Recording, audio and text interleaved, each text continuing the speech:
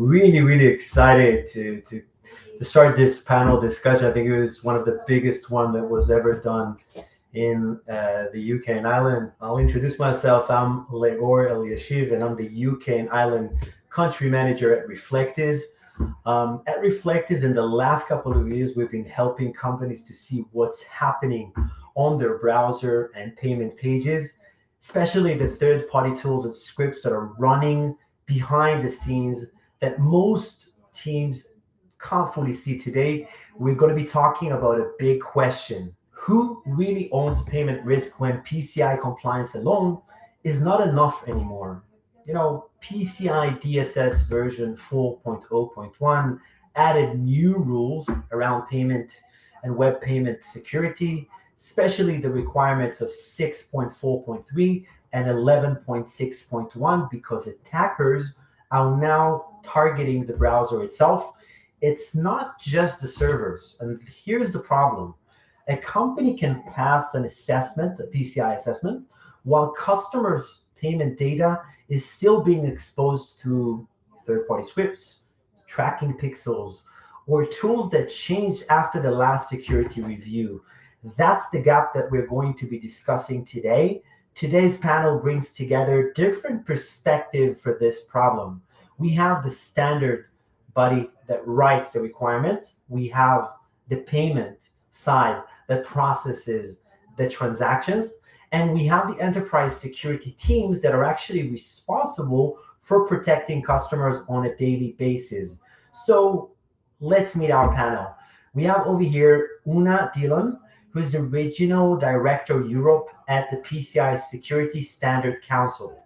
Una, please. Hi, Leor. Thanks for having me here, and thanks to Reflectiz for inviting me to join the panel. So as Leor said, I'm Una Dillon. I'm with the PCI Security Standards Council, and I am Regional Director of Europe. So delighted to join this panel today. Thank you very much. Next, we have Deepak Kumar Ramanujan, Head of Information Security at APEXX Global. Hi all. Thank you, Leor and Reflectiz team, for inviting me to the panel. Most welcome. We have also over here Mark Berry, who is the Senior Security Operations Manager at Domino's UK and Ireland. Mark, do you want to introduce yourself? Yeah, thanks, Leor. Mark Barry, Senior Security Operations Manager at Domino's in the UK, predominantly looking after the internal operations and also the e-commerce side of the business as well, which obviously generates a large proportion of our sales. Quite looking forward to this conversation, I have to say. Lovely, thank you very much. And last but not least, Pete Chenery, the Global Head of Cybersecurity at Naked Wines. Pete, do you want to go ahead and introduce yourself? Yeah, thank you, Leor and Reflectiz for inviting me. Yes, so Naked Wines is an e-commerce site. I'm in charge with being one of the team to protect it. And also very much like the rest of the panel, looking forward to the discussion and what questions may come. Lovely, lovely. So thank you very much for being here. Let's get started. So Una, I'd like to start with you because PCI DSS raised the bar for payment page security, specifically on the requirements of 6.4.3 and 11.6.1. They're much more focused on client-side security than anything that we've seen before. But websites are actually now, they move incredibly fast. We have scripts that are that change daily, marketing tools that get added constantly, tag update that are updating in real time. So here's the question. As the modern web already moved faster than what compliance alone can realistically manage, can a compliance framework truly keep up with that speed? Well, I suppose the first thing to say is that we produce the standards, and I'm guessing a lot of people here on the webinar are going to know what the requirements stand for. But for those who might be new to them, just a quick recap. So 6.4.3 is a requirement for an inventory of the scripts that make a merchant's website work, and we have practitioners on here that know this firsthand. And that includes anything that's part of the website, from a product choice to transaction flow. And the merchant, they have to have a full list of those scripts scripts and an understanding of their purpose. So that was the important bit. 11.6.1 then relates to the monitoring of those scripts on an ongoing basis. So not just knowing what the scripts are and why they're there, but monitoring those on an ongoing basis. And we're increasingly looking at consistent monitoring in the whole area of the standards. So for us, it was the industry insights and feedback from our stakeholders during the RFC process. So at the council, we have participating organizations who are effectively members of the council. And every time we're making a change to the standards, or we're introducing a new standard or new requirements, it goes out for what we call the RFC, which is a request for comment. So all of our participating organizations receive a request for comment. So for us, it was industry insights and feedback from our stakeholders via an RFC process that indicated that there are malicious scripts, that they're a huge cause of payment page compromise. So we added in those requirements as part of an RFC and then refined them based on industry input to that RFC. And when I say industry input, we get that from merchants who are seeing these kind of attacks. We see them from the card schemes who own the PCI Council. So after they were introduced back in, we had version 4 back in March of 2022, we held a targeted RFC around this development and the development of version 4.0.1 of the DSS. So we held a targeted RFC for the development of that and refined the requirements even more based on the further input received. So it happens so quickly. So you can see what those specific changes were in the related published summary of changes. So on our website, we've some really good resources there. There's a summary of changes which goes through everything that was changed to introduce that. So our main source, as I said, is the payment brands. So the card schemes provide us with the kind of information around these kind of attacks, and then our stakeholders who participate. So we were responding really at the time to a very visible shift in how payment attacks were occurring. So over recent years, we're seeing attackers have increasingly moved to the browser layer, and they're targeting payment pages. They're using a malicious JavaScript. You've compromised third-party scripts. You've digital skimming. You have mage cart style attacks. People might be familiar with that term, and unauthorized modifications to payment page content. So what changed was it wasn't only the attack techniques, but the dependency model of modern commerce. So payment pages, they're no longer static merchant-controlled environments, and again, we're increasingly seeing that. So they routinely include dozens of external scripts. So even you'll have your marketing people, for example, will be putting up pop-ups on your website, and they can have software in there that is malicious. And again, it's difficult for the security people to keep on top of that.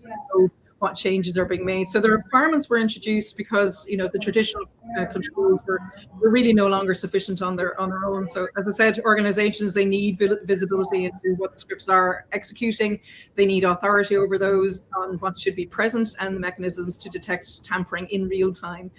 So the timing really for us, it reflects the reality that browser side compromises became one of the most common paths to payment data exposure, which is obviously what we're all about. Mm-hmm. Right, that's very interesting, and I want to open that question to the panel. Deepak, Mark, Pete, how does that gap shows up in your daily reality? I want us to more emphasize the difference between what the standard requires and what's actually happening on payment pages.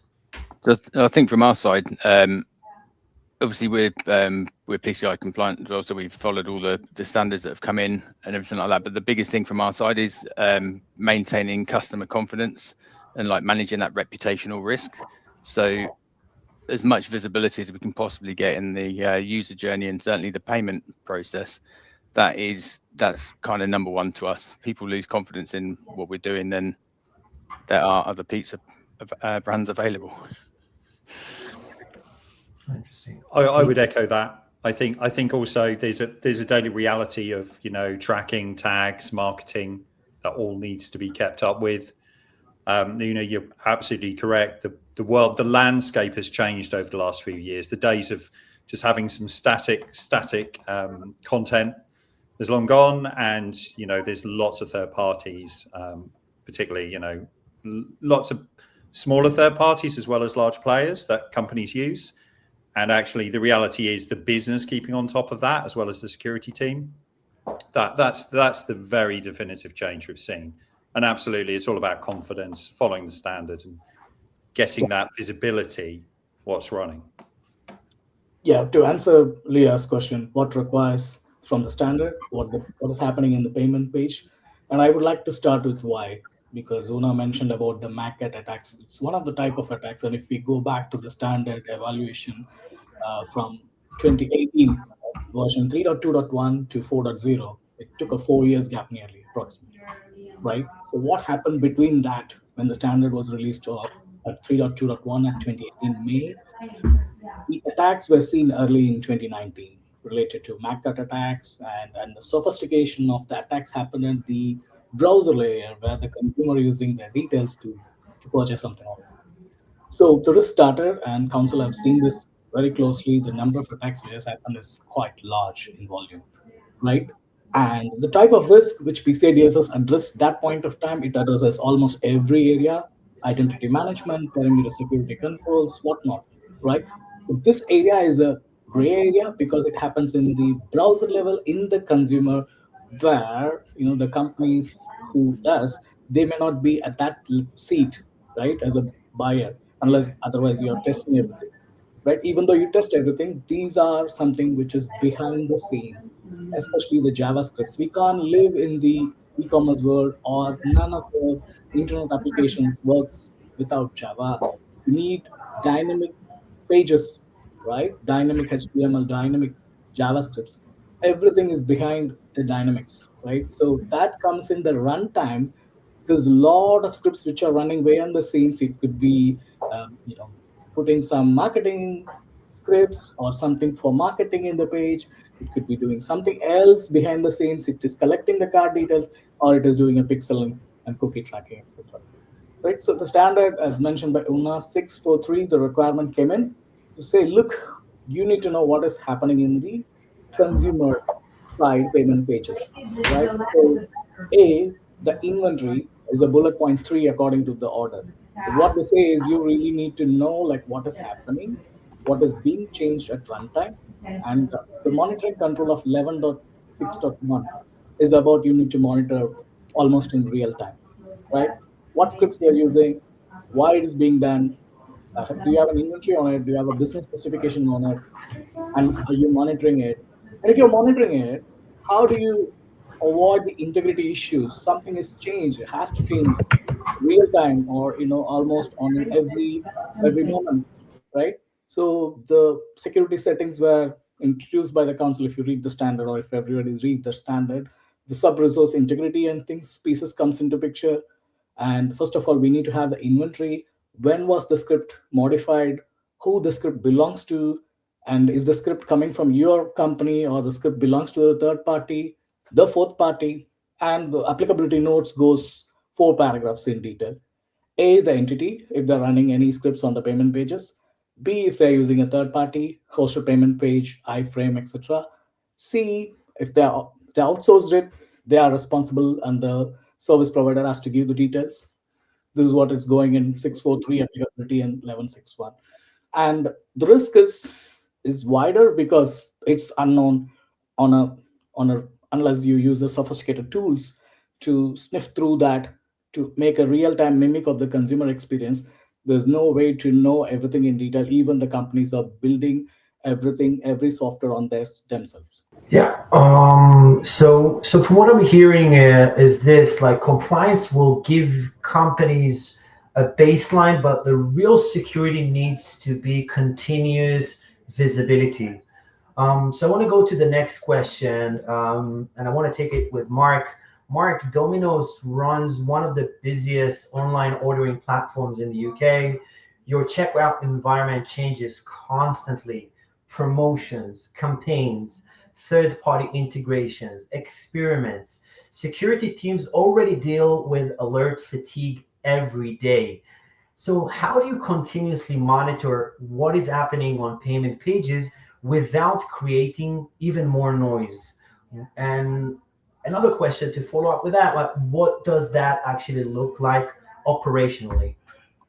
Okay, so it's very much, as Deepak was just saying a minute ago, and everyone has already, it's gone on the days of static. So everyone's got accessed, whether it's through analytics tools, whether it's A/B testing, experiments, and there's changing scripts in there. But we're also, whilst monitoring those and getting the validation, obviously for the PCI compliance, it's looking for changes in behavior of scripts for third-party supply chains. So if all of a sudden a script that was just monitoring before is now started sending data, it's picking up that behavioral change. With regards to it being too noisy, we've got a few people in the team that obviously we have it all regular checks with it and alerting. It isn't overly noisy at the minute, but it's educating the business to get the approval for new scripts before they go in, rather than somebody going, quick, we've got to do a new marketing campaign, we're going to put this in. And it's not in any kind of malicious way or anything like that. It's trying to move at speed and just forgetting the little process that goes in. So we see bits come up on that. But on the whole, it's settling in. It's almost a bit of a new world, really.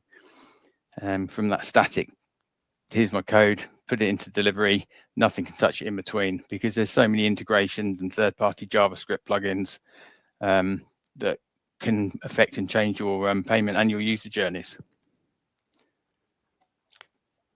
That's really interesting. Does anyone else want to weigh in on that?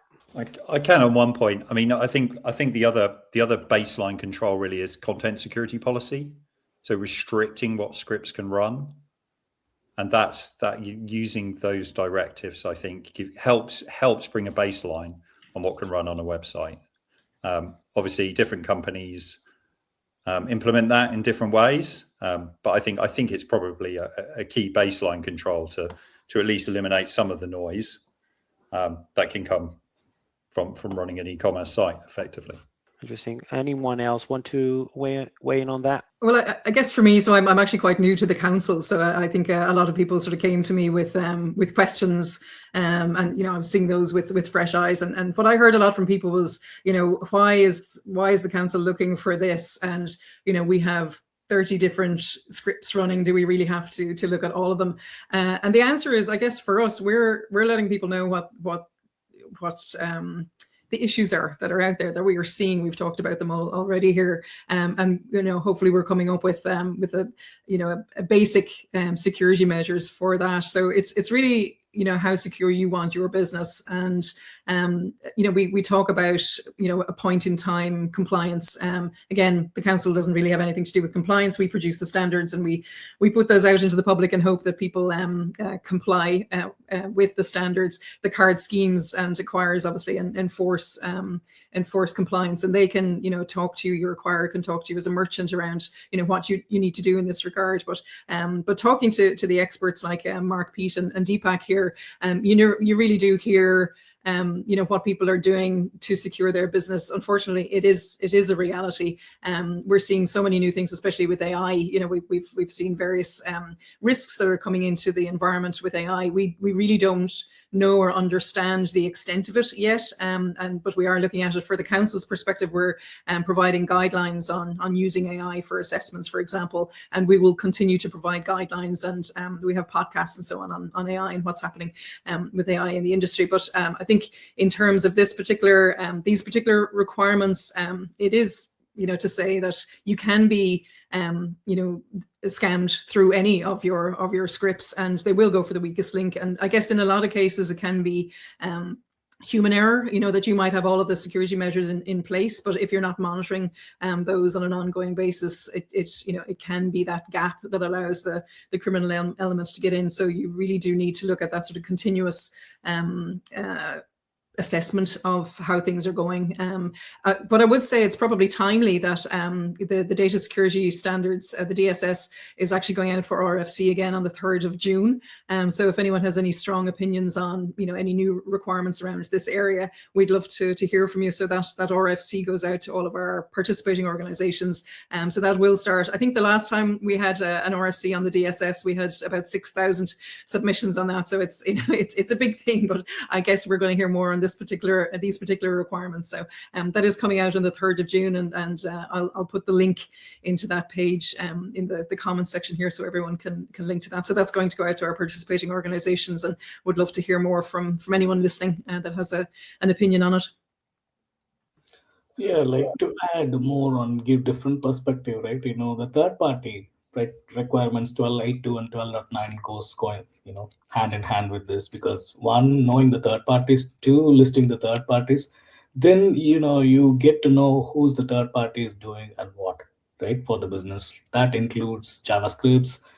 Sometimes, the third party is only providing marketing services, for example, right? And that they also will be in the scope if the scripts are running in the payment pages. So they also will be falling under the radar. So enterprise risk or third-party risk management is going in wider. And as we speak today, right, this morning I was seeing the news of GitHub breach, right? So if you look at carefully, where all the repositories of some companies, they may store it, they may use it. And if that is getting tampered, then definitely the JavaScripts are being tampered as well. So that's my understanding. So these are all the things which are making to get a monitoring in real time, because if it is changed today, and then if there's some millions of transactions are happening between now and the time the script is going to be identified as malicious, already the damage is done. So that's why the standard is demanding a control to see that the tampering is happening or not. If it is happening, do you know the code, what has changed? I mean, JavaScript is essentially pieces of code, right, in terms of number of lines. So what has changed? Is it doing any exfiltration? Is it doing the job? Only it is intended to do so.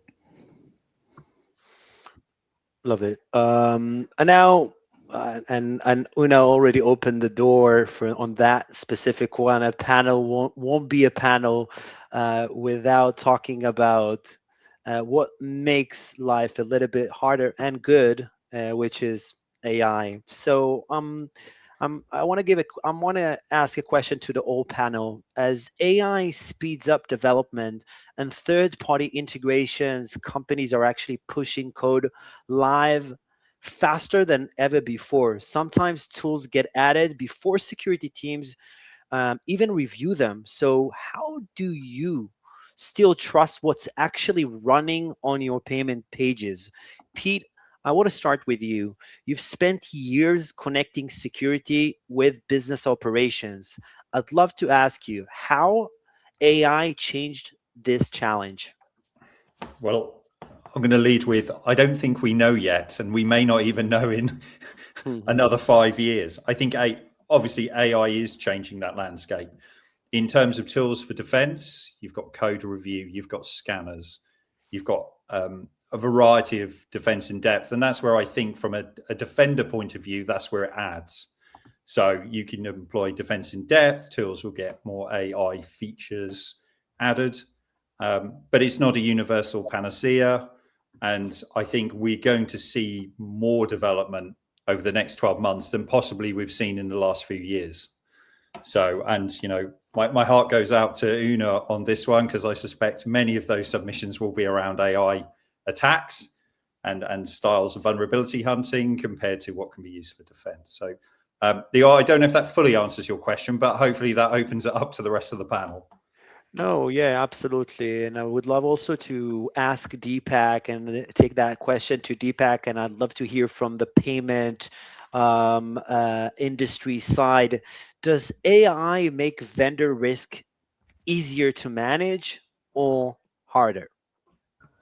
Well, actually both, right? It's a double-edged sword. So to answer your question, the previous question of, how things are faster. Yes, things are faster, but again, if you look at the standard carefully, and if you read the requirements in full, right, and many of us would know. So the standard also says who is the developer who's developing something, and when they are committing to the version control tool, has it been reviewed during development and also before being committed. And we have a requirement in the standard, the same person developing cannot commit. So it needs a peer review, right? Yes, it comes with a scale of faster than ever, but the process, if you put the right process, that is going to control this. And yes, we have tools, and where the tools are placed, that is, PCI DSS introduced the penetration testing control requirement of significant change needs penetration testing, right? You have a SAST tool, you have a DAST tool, but despite AI could do something. But when these are put in place as systematically as a difference in depth, because if you look at the standard of 400 pages, around 430 pages, everything is interlinked, right? Could impact and may impact extends currently to AI as well. Because if I read the standard, it says all system components, right? And could impact and may impact directly connected. So when these are secure software development lifecycle could impact and may impact, it comes a layer of security controls, design requirements, and also like to avoid fundamental failures, it needs the process to be followed in full. So that's the way to address with and without AI. And many are adopting AI faster than ever. In terms of the attacks we're going to see more attacks. The perimeter security controls are the first point to defend, but again, difference in depth. That's why if you look at the standard goes from the perimeter security, network security controls, till the secure software development lifecycle. So you don't have the vulnerability at that layer, and then come up with the web application firewall. Altogether, if you see the standard in full as a 360-degree, I would say as a 720-degree that you can go to the other side and see, right? And the best way to protect, again, this is a minimum security requirement the companies could do above and beyond. There's no restriction that you have to do at this level. This is a compliance level. It's a minimum security, 12 characters. You can go to 16 above and beyond with most sophisticated, whatever the active monitoring, real-time offensive and defensive capabilities. So that's the way to combat actually. And again, the attacks are going to be higher. Maybe like, currently the password lock is at 10 attempts, if I remember correctly. So things could change with AI, maybe 3, maybe 4. I don't know. I'm just like, the standard may go for revisions, multiple things. So it could still say due to, alignment with the other cybersecurity standards in the globe, right? So these are all the things. Yes, we need to combat with AI. But at the meantime, if we do the fundamental things correct, we would be covering most and adding more to the perimeter security controls, increasing the defensive side while we are combating with the offensive side. I love it. Una, Mark, quick reactions on that subject? Well, Deepak put it very, very well. I would say the core challenge becomes one of, it's verifiable trust. Like what code is running? Was it authorized? Has it changed? Who introduced it? Who authorized it? What external dependencies does it call on? AI might accelerate development, but it also accelerates the complexity. So, the security practices, they must evolve from static validation toward, continuous verification. And that's what we sort of keep reiterating, that, that continuous assessment is just so important. Yeah, I'd agree completely with that. It's the processes and the controls and checks and stage gates that you've got within the software development lifecycle. As Pete quite rightly said, I don't think we've seen the impact of what AI has for the development side yet. But what it does do from the attacker side is it lowers the bar for entry, so that you don't need to understand everything that you're doing. So you can code maliciously much quicker in AI, to a point where it elevates your skill level beyond what it currently was. And that, as Deepak said, kind of correlates with the increase in kind of lower level attacks. Certainly we're seeing a lot more, there's more activity. People are tinkering and probing a lot more. And I think that is down to the fact that they can go and use an AI platform and generate something just off the bat. That's a very interesting discussion, and definitely very relevant to the time that we live in 2026, where AI became a really, really big topic, specifically when it comes to cybersecurity. I want to encourage everyone from the audience to use the chat to ask questions. We're going to have the last 15 minutes is going to be for questions and answers. So really, I encourage you to go ahead and do that. And which brings us to something that we probably need to say honestly. As compliance became too much about ticking box, so I'm asking a question to the whole panel.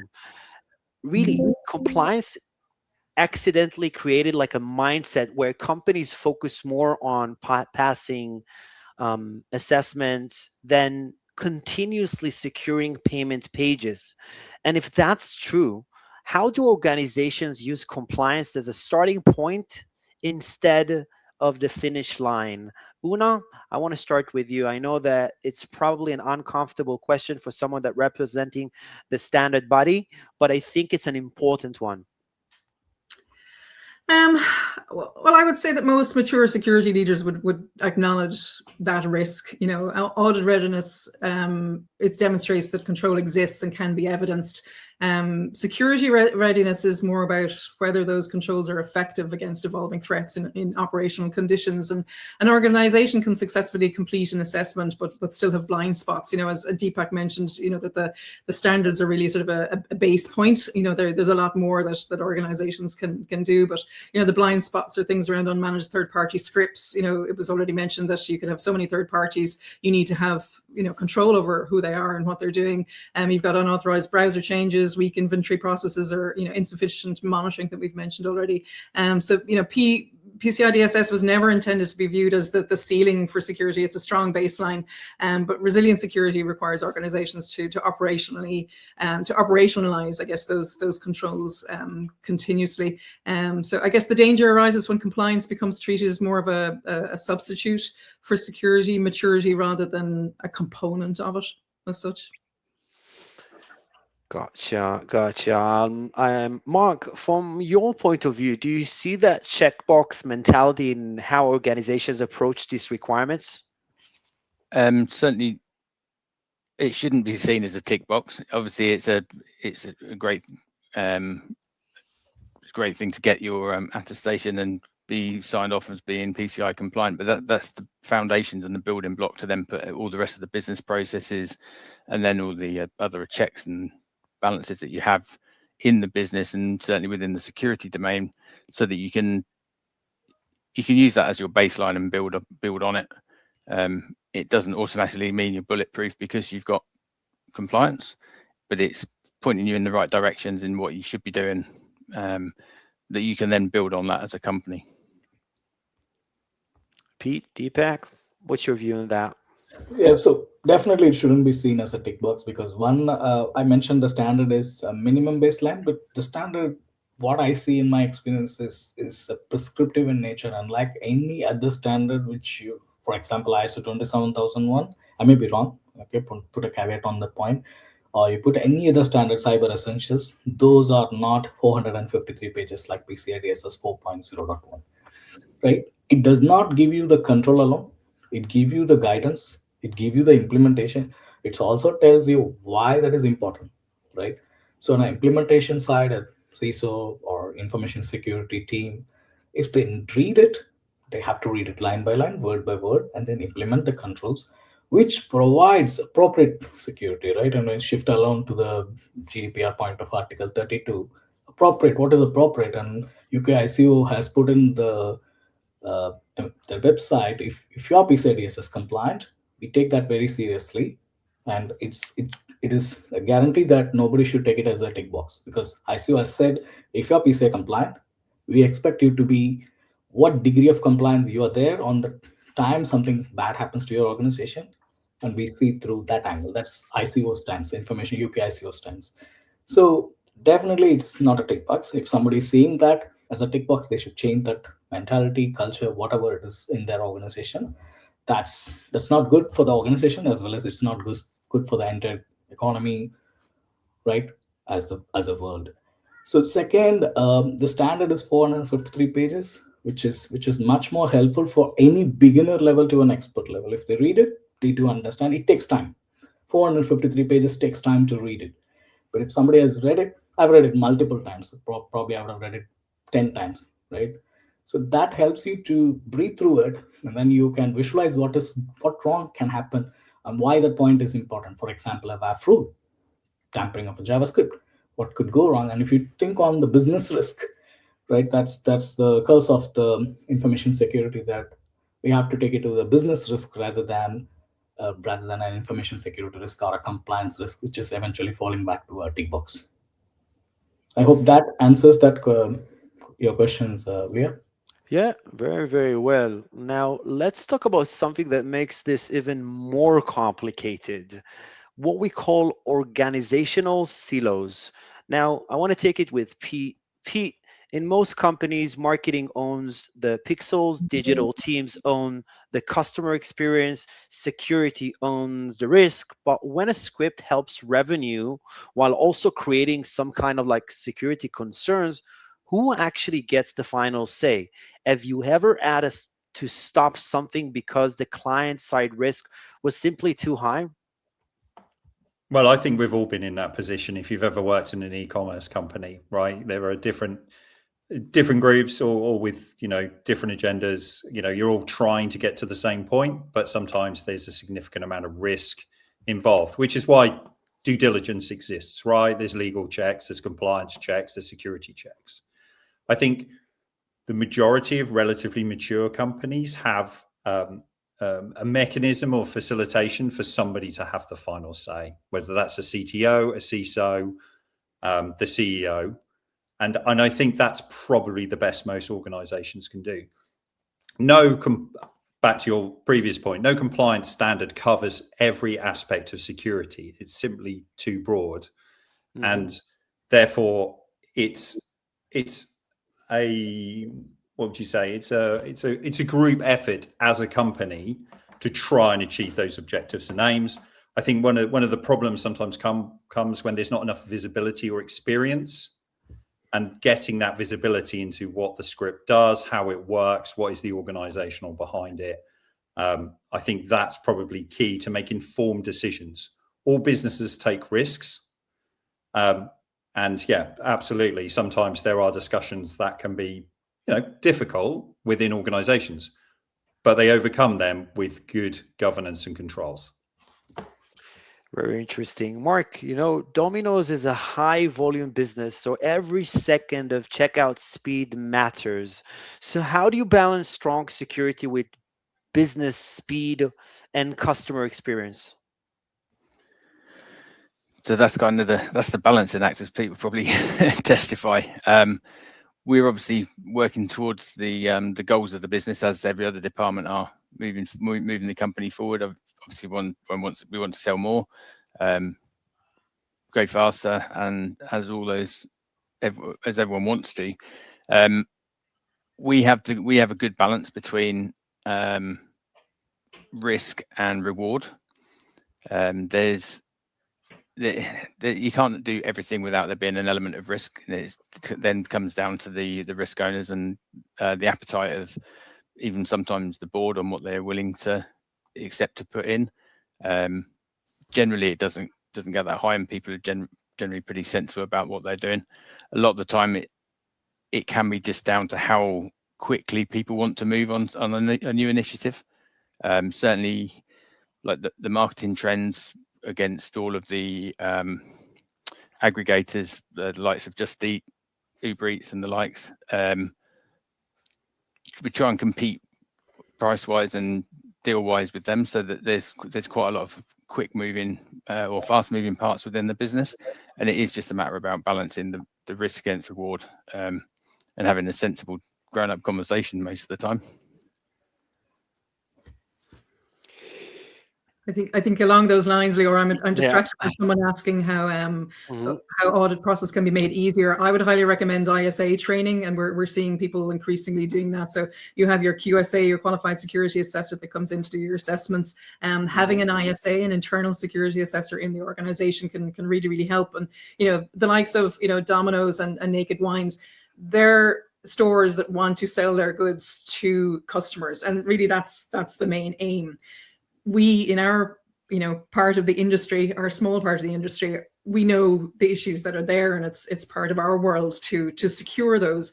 And increasingly, that's becoming more of a thing. I remember starting off in banking in the mid-90s, and fraud was, half an hour on a Friday. It became, a full-time career for a lot of people. The same is happening now, where fraud wasn't really of interest to the banks back then, or to retailers, but with what we're seeing now and the kind of things that are attacking websites, this is affecting the brand of the organization. So it's not just about selling goods; it's about protecting your customers and being the best at it. And there's there's obviously so much that we can do to provide that. But going back to Mayen's question, I do recommend internal security assessor training will get you ready for your security requirements. And I'll put up a link to that training from our website. And it will make you be able to hold your QSA accountable as well. So knowing what you need to know, what they need to be doing to help you be compliant. And then, as we keep saying, I think everyone has mentioned it, it's just having that continuous assessment and not just a sort of a point in time compliance, because point in time compliance is great. It's great to be able to, as you said, tick that box, but you could be compliant today and not tomorrow because of, as Deepak, describes, just the speed at which these scripts are being attacked.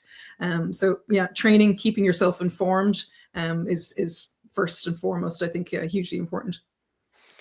I want to bring a statistic over here because I think that it might change the whole conversation. Reflectiz research across more than 23,000 websites found that 64% of applications had access to sensitive data they didn't actually need. Not advanced attacks, just too much access and nobody noticed. So here's my question. Is the answer better vendor checks up front or stronger technical control that limit what scripts can actually do in real time? Deepak, I'll start with you. From the payment perspective, what's the right approach if there are? Well, it's a tough game. One, if it is doing more than intended, it's a problem to the business, not just on the security side. It's on the GDPR and other areas, right? Second, it could be monitoring someone where it doesn't need to be monitoring under a privacy risk. And if it is, collecting some details while it is doing something else, it is a payment risk. So these things need to be in a kind of a business requirement, and that needs to be justified. When I say business requirement, that addresses all enterprise risk, privacy risk, cyber risk, compliance risk of PCI DSS, so on and so forth. If something is doing more, that needs to be controlled, period. No more discussion on that, in terms of that. But as you rightly said, I'm also seeing a lot of statistics. This scripts are sitting and doing nothing, or it's doing more than what is intended to do. Like when somebody opens a page, and we have a cookie law as well, right? It's still in a process of coming as a law.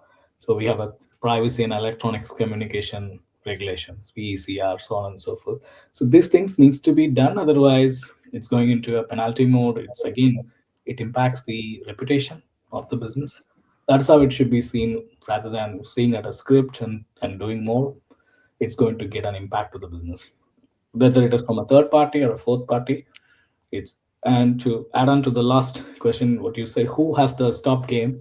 That's why the standard has a requirement of 12.1.4 of executive management level authority to stop the risk which exceeds the appetite, right? Appetite of PCI DSS, appetite of compliance, getting a supplier, can you check and approve?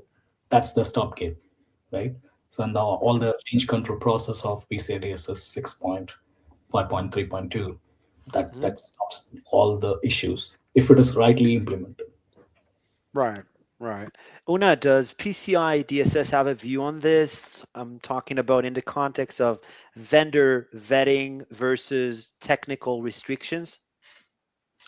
It's more a matter for the card scheme. So we're focused on what your requirements are. I think in looking at vendors and so on, the card schemes can better let you know, and your acquirer, if you're a merchant, your acquirer can better let you know what your requirements are around that. But you can't just have a vendor kind of say, we've ticked a particular box today, we're good to go.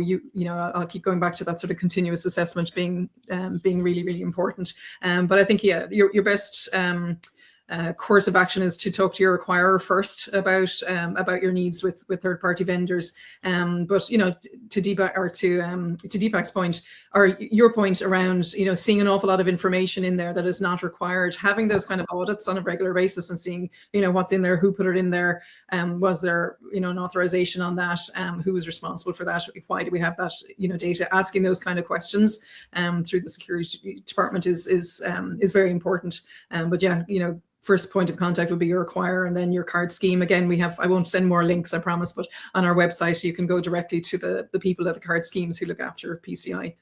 Love it. Mark, Pete, what's actually realistic to implement at your scale? A quick one. So I didn't catch that, Leo. Apologies. Yeah. In regards of the research that we've done about too much excess, nobody noticed, doing vendor checks up front. So the vendor checks on new aspects coming in is obviously, that's part and parcel of like supplier assurance coming in anyway.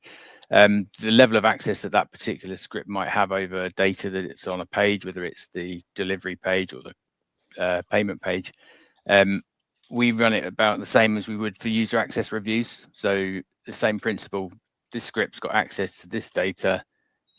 Do you still need that data or that access, and can you justify why you need to have it? It's no different for a user access review in our internal processes in what we do, which is generally, depending on where it is, monthly or quarterly review. Interesting. Pete, quick one from you. Yeah, just very quickly, I think, again, I'll mention CSP here. So it gives you a good baseline so you can ensure that scripts that have been placed in, for example, a tag manager, if you don't know about them, you haven't approved the CSP, they can't run. So that gives you the start of a baseline. But then all the other checks, and you need to be monitoring the scripts running continually, effectively, and highlighting if there's any changes in third, or indeed, I think Deepak mentioned 4th-party JavaScript.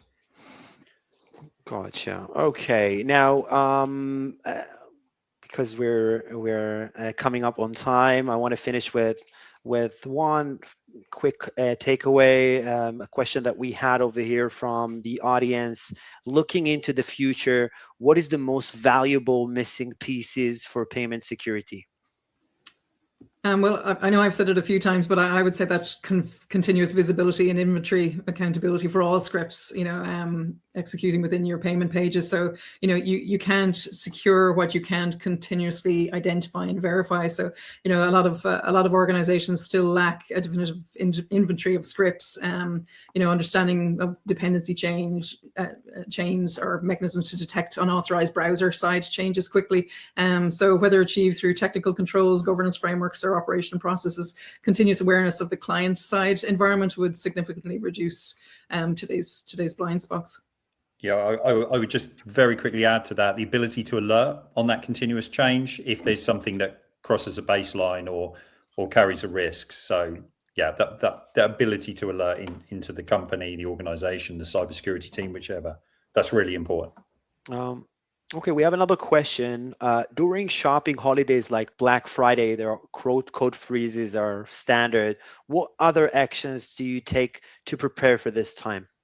So from our perspective, we have change freeze. Certainly over busy periods, we don't have Black Friday, but certainly over the Christmas period, we have change freezes from sort of late November to early December, just to keep things as they are for the duration, the same as other companies bulk up for Black Friday.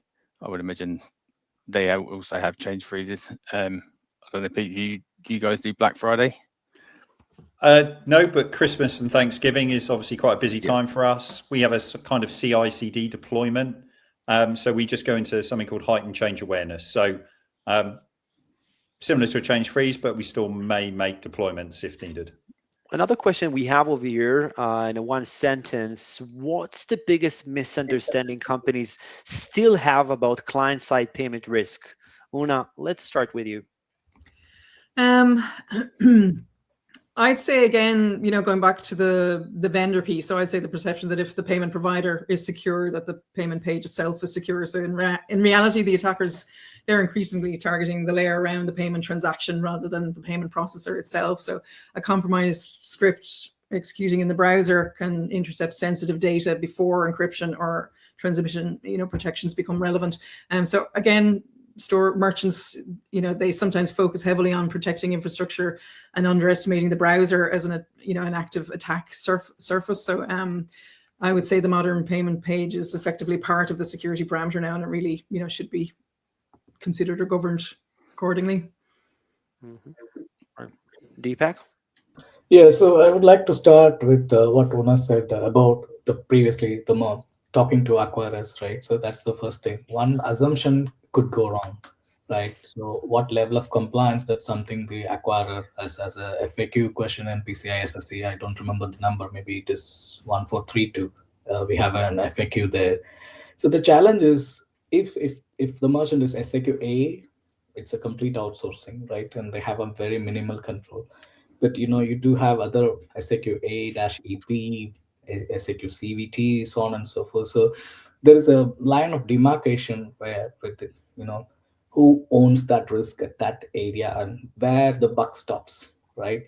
Like for example, iframe shows there the buck starts with the third-party payment processor.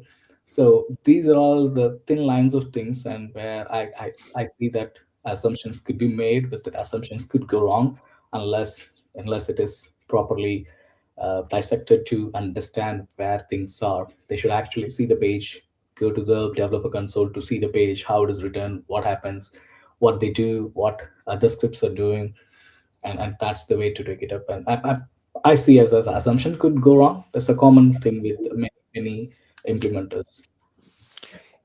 Mark and Pete in one sentence. Regular monitoring, regular alerting. The more can access and visibility you've got, the better.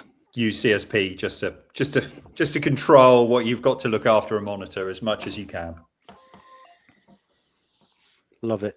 Okay, so I'd like to summarize everything first. Thank you very much once again to all of our panelists. Una from the council, Deepak from APEXX Global, Mark from Domino's UK and Ireland, and Pete from Naked Wines. I think one thing became very clear today. Compliance gives companies the framework, but the real protection needs to be continuous visibility, the clear accountability and fast action when something changes, not weeks later, not during the next audit or assessment. If you would like to continue the conversation and see what's actually running on your payment pages today, Reflectiz is offering a 30-day trial at no cost. You'll find the link in the chat. And if you're attending the InfoSec Europe in June, come visit us in booth F115. I want to thank you everyone for joining us today.